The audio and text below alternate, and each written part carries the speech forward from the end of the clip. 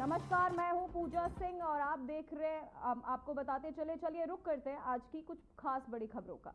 उत्तर प्रदेश सरकार भारत पाकिस्तान के बीच हालिया तनाव को देखते हुए राज्य के आंतरिक सुरक्षा तंत्र को और अधिक सशक्त और काम करने का निर्णय लिया है। साथ ही आपको बताते चले कि मुख्यमंत्री योगी आदित्य के निर्देशानुसार वर्तमान में केवल 15 जिलों में संचालित नागरिक सुरक्षा प्रणाली को अब राज्य के सभी 85 जिलों में विस्तार दिया जाएगा। नागरिक सुरक्षा प्रणाली के बहुस्तरीय निगरानी और प्रतिक्रिया मंच है, जिससे सीसीटीवी कैमरे, इंटेलिजेंस फ्यूजन सेंटर और पुलिस कमांड और कंट्रोल रूम, आपातकालीन कॉल सेंटर जैसे घटक शामिल है। ये प्रणाली संदिग्ध गतिविधियों को त्वरित पहचान, सूचना और आदान प्रदान और समय पर कार्यवाही की सुविधा प्रदान करती है।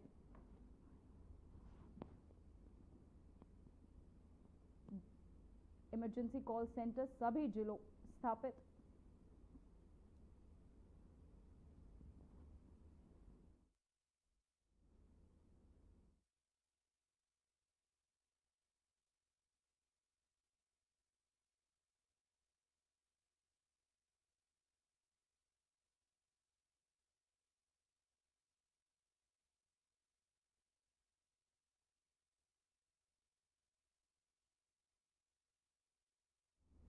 तो वहीं विंग कमांडर विमोका सिंह पर जातिगत टिप्पणी को लेकर समाजवादी पार्टी के महासचिव रामगोपाल यादव विवादों में घिर गए। ऑपरेशन सिंदूर की आवाज बनी व्योमिका सिंह को लेकर की गई टिप्पणी पर देश भर में आलोचना हो रही।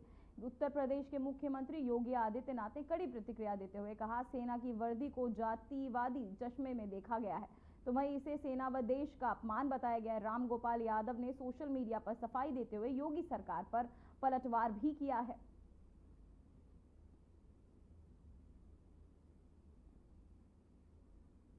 कमांडर व्योमिका पर दिया विवादित बयान, विवादों में घिरे सपा महासचिव रामगोपाल।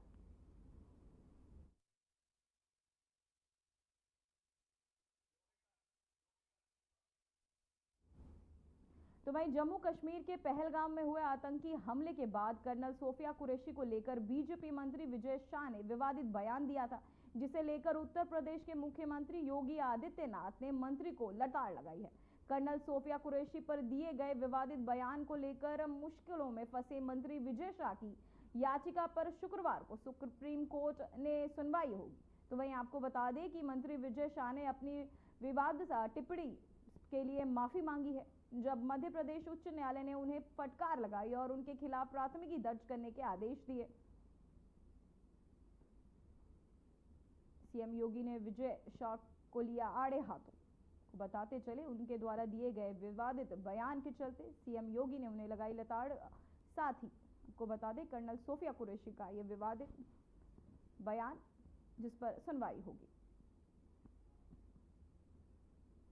तो वहीं वाराणसी से खबर सामने आ रही है, जहां पाक से दोस्ती तुर्की और अजरबैजान को पड़ी भारी। दोनों देशों को पूरी तरह पर्यटकों ने दिया बड़ा झटका। यूपी के करीब 20,000 पर्यटकों ने कैंसिल की बुकिंग।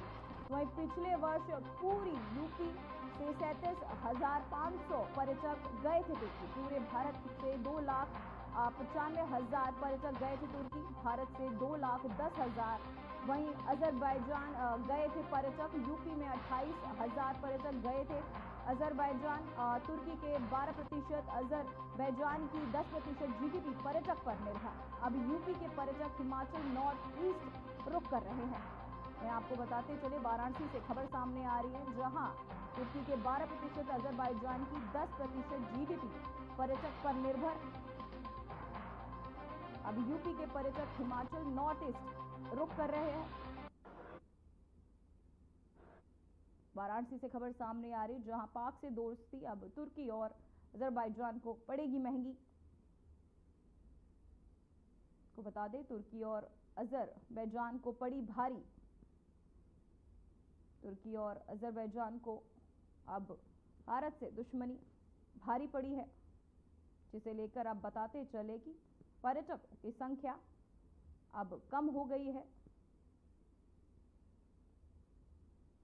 तुर्की और अजरबैजान को पड़ी भारी।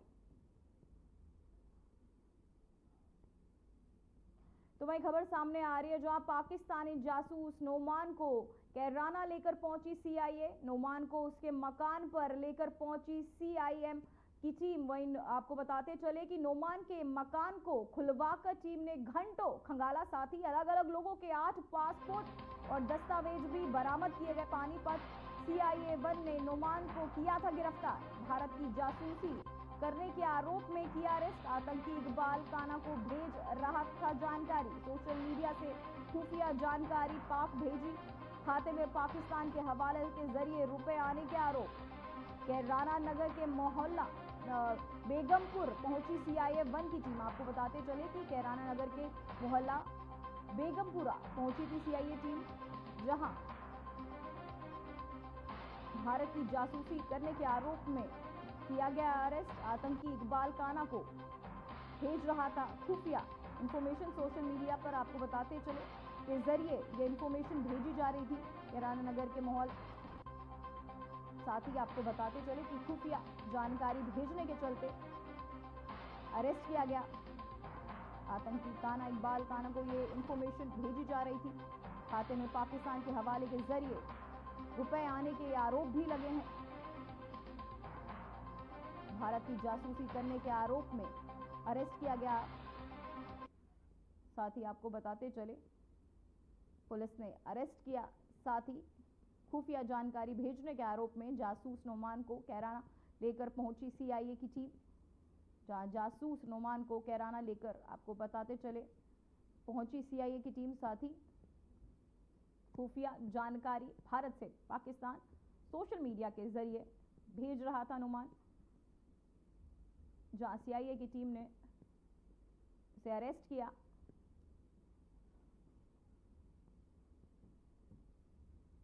तो वहीं लखनऊ के चिन्हट क्षेत्र में लोनापुर गांव में नगर निगम की बड़ी कार्रवाई हुई। नगर आयुक्त गौरव कुमार की निगरानी में करीब 0.93 हेक्टेयर सरकारी जमीन से अवैध कब्जा हटाया गया। नगर निगम, राजस्व विभाग और पुलिस की संयुक्त टीम ने टीन शेड, झोपड़ियां और प्लास्टिक ढांचे जेसीबी से गिराए। कार्यवाही के दौरान कुछ स्थानीय विरोध हुआ, लेकिन पुलिस बल की मौजूदगी में कार्रवाई शांतिपूर्वक पूरी की गई। तो वहीं कब्जा मुक्त जमीन की अनुमानित कीमत करीब 2 करोड़ रुपए है। प्रशासन की सख्ती से इलाके में हड़कंप मच गया है। सरकारी जमीन पर चला बुलडोजर। 2 करोड़ की जमीन मुक्त किया गया। साथ ही तो बताते चले लखनऊ के नगर निगम की यह बड़ी कार्रवाई। तो वहीं कन्नौज से खबर सामने आ रही है जहां एसपी ने पुलिस अफसरों कर्मियों का लिया टेस्ट। शस्त्र चलवाकर कराया इमरजेंसी से निपटने का अभ्यास। पुलिस लाइन मैदान में हुई पुलिस की परेड। मैदान में पुलिस फोर्स की दौड़ लगवा चेक की क्षमता। मैदान में पुलिस फोर्स की दौड़ लगवाकर चेक की दशमता। आपको साथ ही बताते चले कन्नौज से खबर सामने आ रही है। एसपी ने पुलिस अफसरों कर्मियों का लिया टेस्ट, जहां शस्त्र चलवाकर कराया इमरजेंसी से निपटने का अभ्यास। पुलिस लाइन मैदान में हुई पुलिस की परेड। साथ ही मैदान में पुलिस फोर्स की दौड़ लगवाकर की दक्षता। कन्नौज से खबर सामने आ रही है जहां पुलिस की परेड करवाई गई। साथ ही पुलिस की दक्षता का भी पता लगवाया गया। पुलिस लाइन मैदान में ये परेड, जहां पुलिस लाइन मैदान में हुई ये पुलिस की परेड। एसपी ने पुलिस अफसरों कर्मियों का लिया टेस्ट। पुलिस लाइन मैदान में हुई पुलिस की परेड।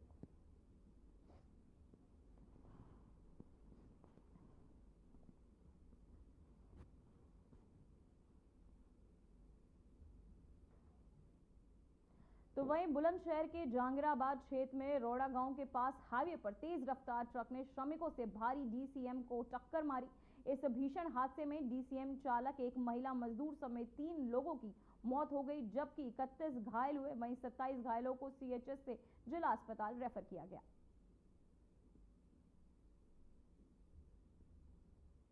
तो बताते चले सभी श्रमिक हरदोई से थे और हादसे में 3 की मौत, कई हुए घायल।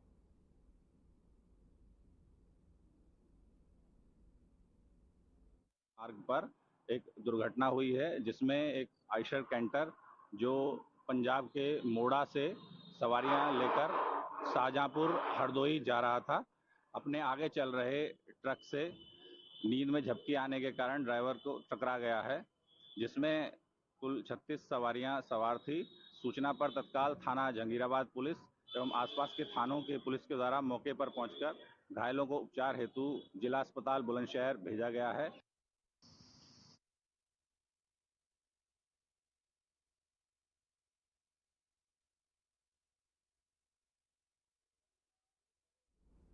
तो वहीं आग की बढ़ती घटनाओं को देखते हुए सीएम फ्लाइंग टीम ने फायर ब्रिगेड कार्यालय का औचक निरीक्षण किया। इस दौरान टीम ने रजिस्टर फायर ब्रिगेड की गाड़ियों और स्टाफ की उपस्थिति व ड्यूटी से भी जुड़ी जानकारी दी। साथ ही निरीक्षण के दौरान अधिकारियों ने कर्मचारियों को आग से संबंधित किसी भी आपात स्थिति से निपटने के लिए आपको बताते चले कि सतर्क और तैयार रहने के निर्देश दिए हैं।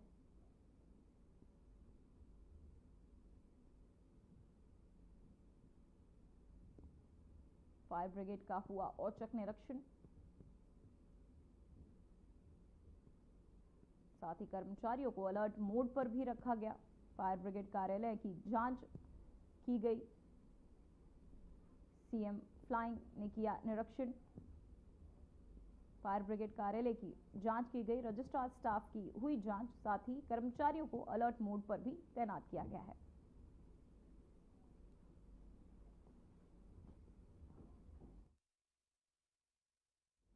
सीतापुर के खैराबाद थाना क्षेत्र में दुकानों के किराए को लेकर विवाद में हिंसक रूप ले लिया है। विवाद के दौरान साधु और दुकानदारों के बीच मारपीट हुई, जिसमें एक साधु गंभीर रूप से घायल हो गया। इलाज के दौरान उसकी मौत हो गई, जिससे इलाके में तनाव फैल गया है। जानकारी के अनुसार विवाद की शुरुआत स्थानीय दुकानदारों के तहत साधु संतों को किराया न देने को लेकर हुआ। साथ ही दोनों पक्षों के बीच बहस बढ़ने पर मारपीट शुरू हो गई। इस घटना में घायल हुए साधु को पहले खैराबाद के प्राथमिक स्वास्थ्य केंद्र ले जाया गया और फिर गंभीर हालत को देखते हुए सीतापुर के जिला अस्पताल रेफर कर दिया गया है।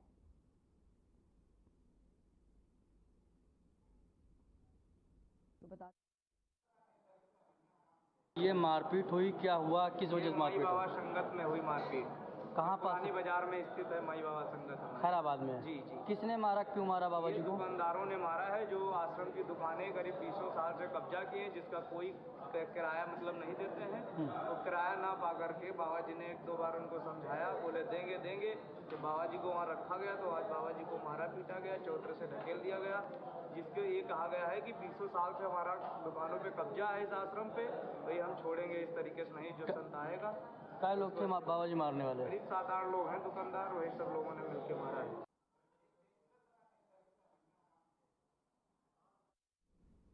उत्तर प्रदेश में पारा सामान्य के औसत 2.6 डिग्री ऊपर चढ़ गए। वहीं 42.4 सेल्सियस दर्ज किया गया। भारतीय मौसम विभाग ने चेतावनी जारी करते हुए कहा है कि आगामी 48 घंटों में भीषण गर्मी सामान पड़ सकता है। वहीं आपको बताते चले कि अधिकतम तापमान 44 सेल्सियस या उससे ऊपर जाने की संभावना है। मौसम विभाग ने बताया कि मैदानी इलाकों में दक्षिणी शुष्क हवाओं का प्रभाव बढ़ेगा, जिससे दिन में तापमान में और इजाफा हो सकता है। शाम के समय आर्द्रता कम रहने के कारण गर्मी की तीव्रता और बढ़ेगी। साथ ही आपको बता दें कि ऐसे मौसम में विभाग और स्वास्थ्य विशेषज्ञों की सलाह मानकर बचाव के उपाय अपनाना आवश्यक है, ताकि गर्मी के दुष्प्रभाव से बचा जा सके। बढ़ते तापमान को देखते हुए सरकार कई अलर्ट भी जारी कर रही है। आईएमडी ने भीषण गर्मी की चेतावनी भी दी है। अगले 48 घंटों में तापमान 44 सेल्सियस पार हो सकता है। साथ ही आपको बताते चले कि यूपी में गर्मी का पारा 42 डिग्री 4 सेल्सियस बढ़ चुका है।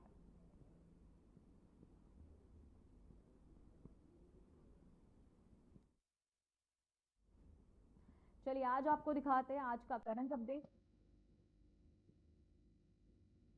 जेएनके ट्रायल एनकाउंटर पर सेना और पुलिस की संयुक्त प्रेस कॉन्फ्रेंस की। जम्मू कश्मीर में 48 घंटे में लश्कर-ए-तैयबा आतंकी ढेर किए गए। दिल्ली पाक समर्थन पर तुर्की के खिलाफ स्वदेशी जागरण मंच का विरोध प्रदर्शन। तुर्की अजरबैजान बाइकॉट आतंकवाद के समर्थकों के खिलाफ भारत एकजुट। रेखा गुप्ता का यह बयान। फेक न्यूज पोर्नोग्राफी फैलाने वाले डीप फेक वीडियो को लेकर एसटी में PIL दाखिल। हरे कृष्ण मंदिर पर नियंत्रण को लेकर चल रही कानूनी लड़ाई समाप्त। एसटी ने बेंगलुरु पक्ष में सुनाया फैसला। कार एनकाउंटर पर सेना और पुलिस की संयुक्त प्रेस कॉन्फ्रेंस की।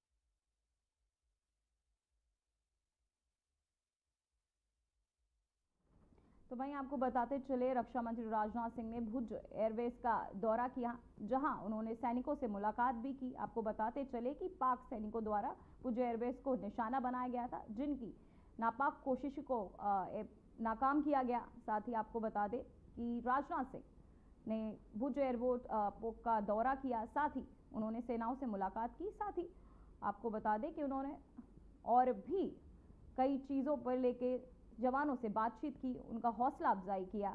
साथ ही भुज के रक्षा मंत्री राजनाथ सिंह ने वहां से की ललकार भी सुनने को मिली। भुज में रक्षा मंत्री राजनाथ सिंह की ललकार।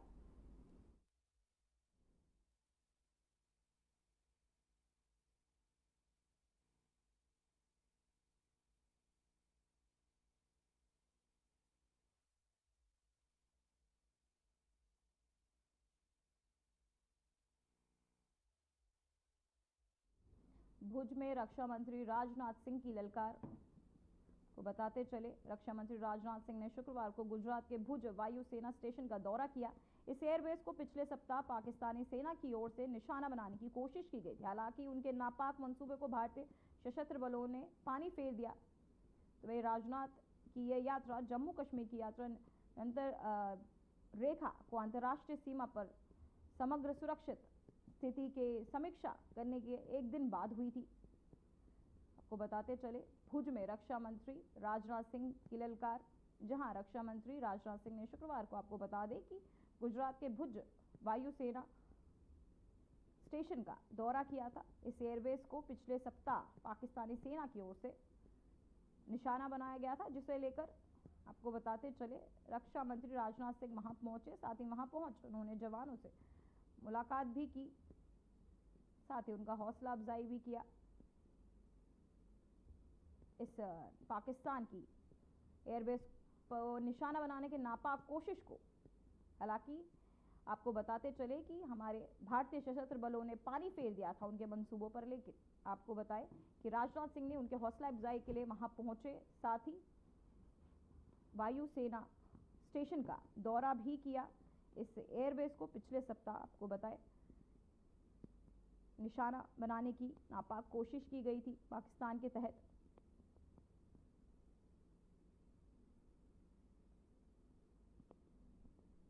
भुज के रक्षा मंत्री राजनाथ सिंह की ललकार। भुज में आपको बताते चले, भुज में रक्षा मंत्री पहुंचे, जहां से उन्होंने आपको बताते चले सभी सैन्य जवानों सबका हौसला अफजाई भी किया।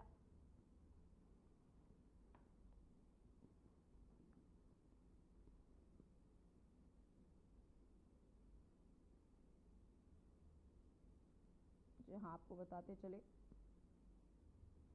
राजनाथ सिंह ने कहा कि ब्रह्मोस मिसाइल की ताकत को तो पाकिस्तान ने खुद स्वीकार किया था। हमारे देश में एक कवायद काफी पुरानी है कि वह है दिन में तारे दिखाना, मगर भारत में बनी ब्रह्मोस मिसाइल ने पाकिस्तान दुश्मन को रात में के अंधेरे में ही दिन का उजाला दिखा दिया था। भारत के जिस एयर डिफेंस सिस्टम की तारीफ हर तरफ हो रही है, उसने DRDO की ओर से बनाए गए आकाश और अन्य रडार सिस्टम की जबरदस्त भूमिका रही है। तो बताते चले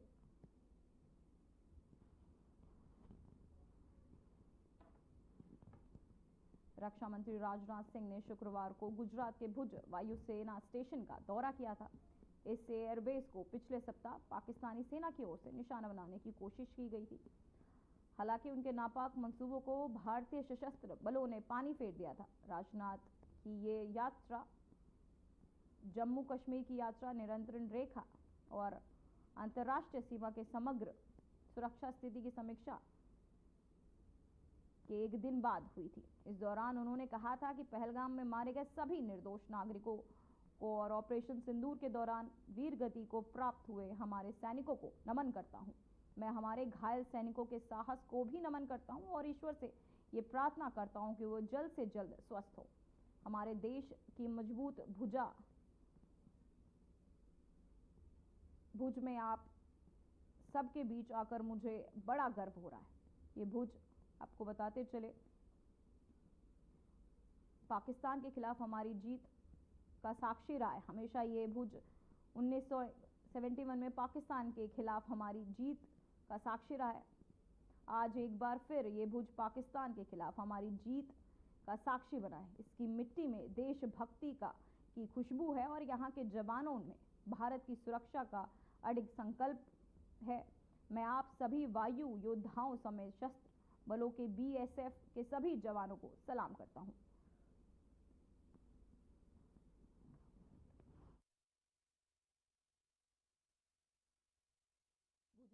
मंत्री राजनाथ सिंह की ललकार।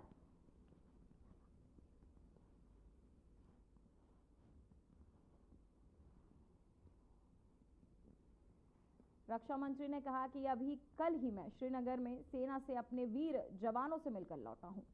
आज मुझे आपके बीच आने का अवसर मिला है। कल मैं भारत के उत्तरी भाग में जवानों से मिला। आज मैं भारत के पश्चिमी भाग में वायु योद्धाओं और जवानों से मिल रहा हूं। दोनों ही मोर्चे पर उच्च ऊर्जा और हाई जोश देखकर मैं फिर से आश्वस्त हो गया हूं कि भारत की सीमाओं पर आप सभी को मजबूत भुजाओं में पूरी तरह सुरक्षित है।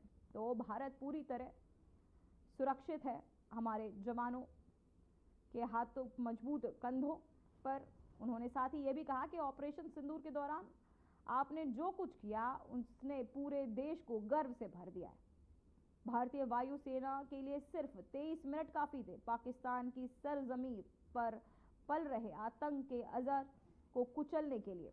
तो वही साथ ही उन्होंने कहा कि आतंक के अजगर को कुचलने के लिए भारतीय वायुसेना के लिए 25 मिनट ही काफी थे।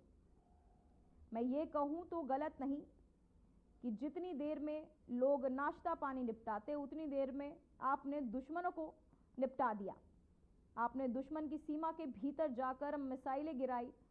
उसकी गूंज पूरी दुनिया ने सुनी और वास्तव में वह गूंज कमांडो सुदीप मलिक, NOIG गुजरात श्री अनंत कुमार DIG वैश्य, कमांडेंट श्री संदीप सफिया, COICGS जखौ और यहाँ मौजूद हमारे सभी आर्म फोर्सेस, कोस्ट गार्ड और BSF के जाबाज ऑफिसर्स और बहादुर जवानों। साथियों, ये आज आपके बीच में आया हूं तो आपका अभिनंदन करने के लिए आया। ऑपरेशन सिंदूर में सचमुच आप लोगों ने करिश्माई काम किया है। भारत का मस्तक सारी दुनिया में आपने ऊंचा किया है। इसलिए मैं आप सबके बीच आया। इसलिए ऑपरेशन सिंदूर के दौरान जो हमारे सैनिक अथवा हमारे सिविलियंस जो भी शहीद हुए हैं, मैं सबको मैं नमन करता हूं और जो हमारे बहादुर जवान घायल हुए हैं उनके शीघ्र स्वस्थ। फिलहाल खबरों में बस इतना ही। देश और दुनिया की तमाम खबरें देखने के लिए बने रहिए हमारे साथ। नमस्कार।